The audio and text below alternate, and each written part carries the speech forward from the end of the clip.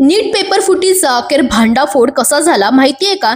एका शिक्षकाला आलेल्या छोट्याशा संशयामुळे संपूर्ण रॅकेट उघड झालं.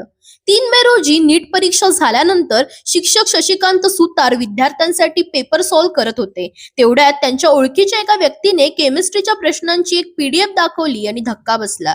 त्या पीडीएफ मध्ये तब्बल 45 प्रश्न नीटच्या मूळ प्रश्नपत्रिकेशी हुबेहूब जुळत होते. यानंतर बायोलॉजीचे 90 प्रश्नही तंतोतंत जुळल्याचं समोर आलं.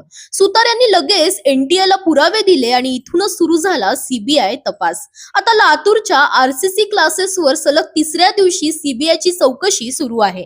संस्थापक शिवराज मोटेगावकर सध्या सीबीआय कोठडीत असून पेपर फुटीचे आणखीन धागेदोरे शोधले जात आहेत. दरम्यान 21 जूनला होणारी नीट पुनर्परीक्षा पूर्ण सुरक्षित आणि त्रुटीमुक्त घ्या असे आदेश केंद्रीय शिक्षण मंत्री धर्मेंद्र प्रधान यांनी दिलेत. एका शिक्षकाच्या सतर्कतेमुळे देशातील सर्वात मोठ्या पेपरफुटी रॅकेटचा पर्दाफाश झाला. या प्रकरणात अजून कोणती मोठी नावं समोर येणार हे पाहणं आता महत्त्वाचं ठरणार आहे. दरम्यान तुम्हालाही अशाच अपडेट्स हव्या असतील तर इंडिया लीडरला फॉलो करायला विसरू नका.